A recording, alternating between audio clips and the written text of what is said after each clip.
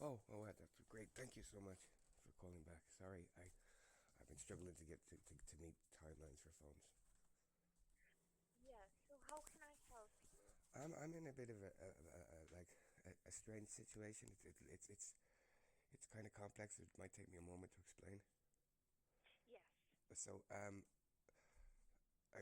like I might have to jump back and forward through time because there's this stuff, but I'm trapped in a coercive control relationship. Well, not relationship with an ex partner, and uh, like every part of it is bad, and they're trying to unmake my life. There's an eviction going on at the moment because they're also my landlord. They've lied to the Helsinki police and had me raided by the police.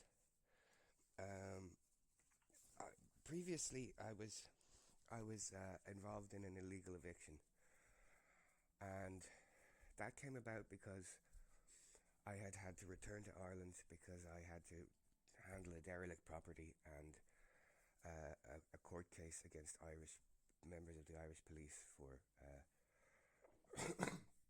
torture and sexual violence at gunpoint. And my landlords were wealthy Christian Finns who found out that I was non-binary and bisexual and disabled, and they set about having an illegal eviction. They opened my private post. They let themselves into my apartment.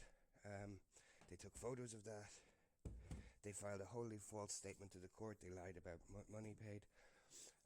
But in the background of this, I reconnected with an old friend. I'm sorry to have to tell it like this. I don't know how it's just so much has happened. Um, who is a psychologist, and we began a relationship, except it was one based on fraud. They lied about being divorced. Um, they lied about their professional expertise, even when I said that I had asked them if they had any expertise in trauma, um, because we couldn't have a relationship or even have sex if that was the case. And they lied. They have basically slowly isolated me. Mm, Some of the organizations I spoke to said it had the hallmarks of sex trafficking. Um, they have they when I had a loan with them, which was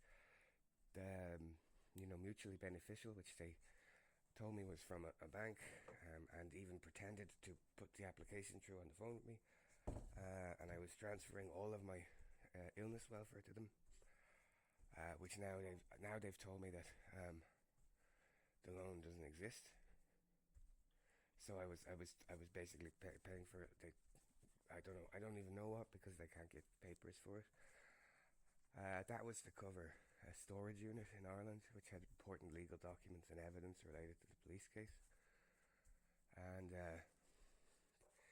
they lied about paying the bill there, and waited till I think when I was getting final notices out of the blue, and basically just turned around and told me, deals off, but you still pay everything to me, and try and build a new life. In my reaction to that, and very extreme escalating psychological abuse at the time, which was stuff like telling me I didn't understand my the abuse that had happened to me, police, as in like um, somehow making it my fault, or this was very distressing sort of stuff. Like I had no right to a life not marked by abuse, and yeah, just constant hot cold gaslighting, and I grew increasingly scared of their temper. And they would and I had to keep asking them to stop making threats of violence and stuff, because I have extreme like violence caused post traumatic stress disorder. Um, and you know, through this time, I didn't know they had professional expertise with trauma. I didn't find that out until, so if we reconnected in February 2023, I didn't find that out until April 2024. That's how long they managed to lie to me. It's gotten kind of serious now because they have they lied in court repeatedly. They tried to use my legal affairs as a form of coercive control abuse. They have filed false statements with the police because of the previous landlord case. The landlord had, I think his brother was a retired police officer, but the police do nothing here, and I can't get anyone to believe me. And we had I had the sublet because of the landlord case from her, and I had an oral contract regarding surety of tenure. Now, because basically I won't return to being the isolated sex slave, I'm being evicted, and she's admitted everything was an artificial situation. I'm probably not explaining this well because you caught me in a sort of a distracted moment, but I don't really know what to do because I've got no rights here. Like, the landlord's case led to me being banned from legal aid. Like, I've literally got phone recordings of legal aid representatives from the Helsinki legal aid office telling me I'm banned from legal aid. And I have other phone call recordings of them phoning to taunt me about it because they don't think I'll ever get any help. And and that's actually a real thing, so I can't get any help. And my ex-partner knows this. For some reason, the landlord's case, the police have refused all evidence. And it doesn't sound like I said it doesn't sound like you believe me. No, I'm just trying to hear and trying to like understand.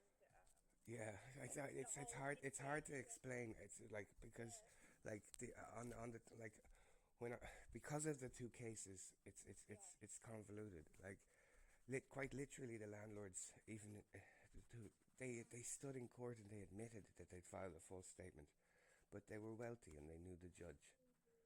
And this is in Finland.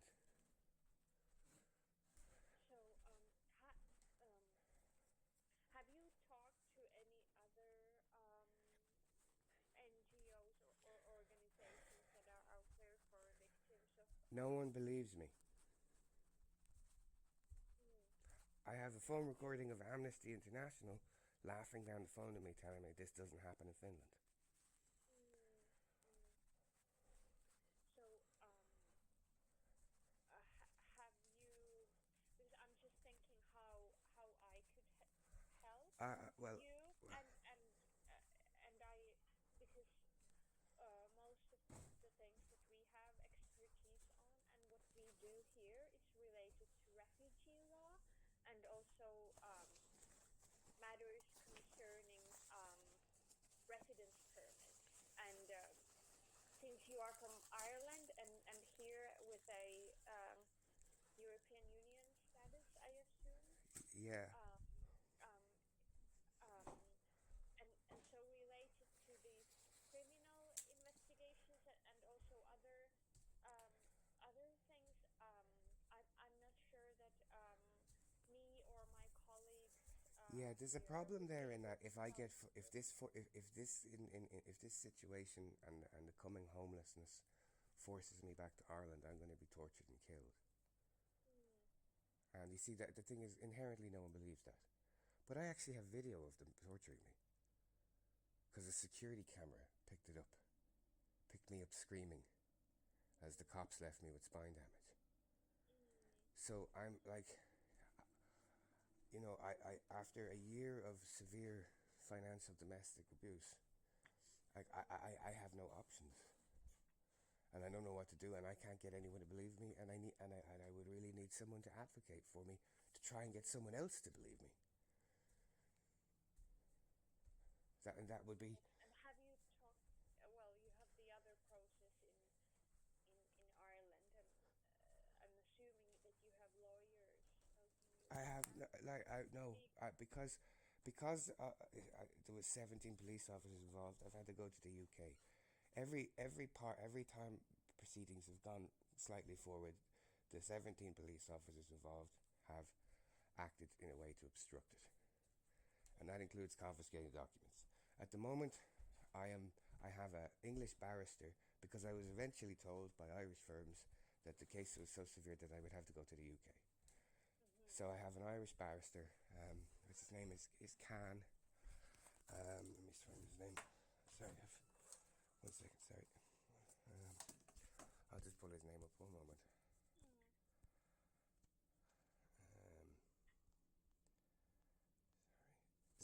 Salem Khan. But he's currently just trying to find ways to secure litigation funding. So that's the only lawyer I have, and I don't even. It's not like finalized because he's looking to see is it possible to fund the case from his end. So no, I've been completely. The system has kind of failed me, and this is in this problem. In this situation, because these questions don't have, oh, I have a lawyer, or oh yeah, there's a lawyer there. People start to think that I'm making it up. Okay. Mm. I'm really sorry about the whole situation, and I have no reason whatsoever to doubt what you're telling No, me. I wasn't. That And wasn't meant at you. That was just like this. That's yeah, one of the yeah. problems. Like like the most common thing is I got donated money for a lawyer in by some human rights activists back in May, Mhm. and the Helsinki lawyer didn't read the materials, lied about it, insulted me, and stole the money. Okay. Right, and so now I've had to file a bar complaint and a police complaint, Okay. and he has responded by falsely accusing me of benefit fraud to Kella. So I don't get into. So I'm like I'm living on zero, so I'm starving, and I've pretty much decided that maybe I should just let that happen because I don't have any rights in this country. My ex partner lied to the police and got me raided by the police, wherein they came in with dogs, uh, ballistic shields, and automatic weapons on a disabled person. They smashed my door in. I haven't had a front door since February. And Oh. but they dragged me to Hartman Hospital, Mhm. and the whole time I had a 2 hour standoff with them, where I was trying to explain that it was my ex partner, and they kept telling me it's your landlord, and I was like, no, it's my ex partner, and at that point I had 8 police complaints filed against the person, and when I got to Hartman, they were doing the same thing. They were like, the doctor was just went, your landlord, and I went, no, it's my ex partner. He went, well, can you prove that? And I went, can I have my phone? And I had to show intimate messages, and then he asked me to show some of the abusive ones, and he just smiled, put his hand on my shoulder, and said, don't worry, you're going home. I went to the police. Why did you come in so heavy-handed? Like, I have an audio recording of it. You can hear them smashing in the door. You can hear me saying I'm not resisting, and them saying you are, and I'm going, I'm not. I'm too scared. And the guy, they told me that the Irish police had told them that I have fraudulently told them that I have a long history of violence against the police, that I set booby traps for police in my apartment, that I hide knives to use on police, that I have hidden armaments to use on police, and that I set petrol traps. Now that's all fraudulent. So now I have to try and get an attested judgment from Ireland to show that there's a small group of Irish police who are trying to get me harmed. But the ex partner sort of caused that, and I proved that they'd lied about being my only my landlord, and was released. but nothing. The police at the time were like, "This is serious," and it's serious to lie to the police. File a complaint, and then when I do file a complaint, they just close it, and that's what they've been doing since the rich landlord's case. And so at this point, anyone can do anything to me. Have you talked to the victim support? They don't believe me, and they're quite rude to me. Okay. Right, and again, I recorded those calls, and they blow me off because they go like, you can send me. It's like being trapped in a horror film. Do you have any close friends or relatives or anyone you could trust here The in abuse, Finland or in Ireland? that's the whole point of coercive control abuse. She has completely isolated me. And like another part of it is the people that I have known think that I'm lying because she has told people I'm lying. So I now have people, some people like acquaintances of hers, friends of hers, and some people who have only heard like third hand, like angrily and aggressively confronting me in the street, shaking their fist in my face, gnashing their teeth. And I've had to file police complaint. I've had to record some of them. Like it's very all encompassing. She's going around saying she gave me everything, and that I'm ungrateful and a liar. Whereas the truth is, she and she has since admitted, because she thinks there's no consequences coming. She thinks she's admitted that it was all deliberate and calculated to me from October onwards. And I've tried to get the police to read that and go like, look, but like I'm not Finnish, and there's an inherent bigotry in this country. And like I have asked people for help, and people don't want to get involved, or because it's a Finnish woman, that that's. Yeah. So I'm really sorry to hear about all of this, but I don't think there's anything I could do for you, unfortunately. You wouldn't like try and help me get some advocacy? So you're saying you're just content that I get bullied to death? No, I'm not saying that. I'm saying that. Do you have that? Do you actually have the power to be to do some advocacy, not the legal side, but to find something so that I'm not like bullied to death?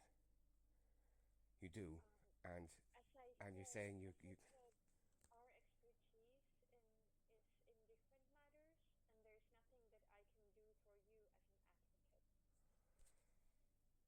You could help me. I was told that you had lawyers that you knew other lawyers.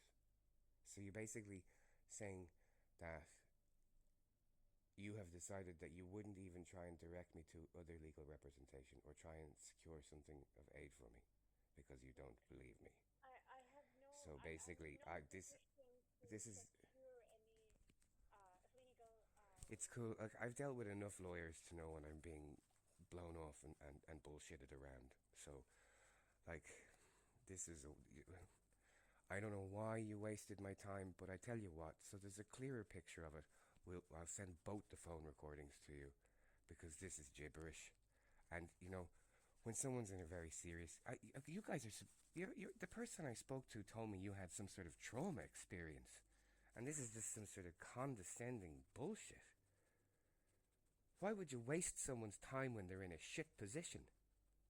Why would you do that? What purpose does it serve?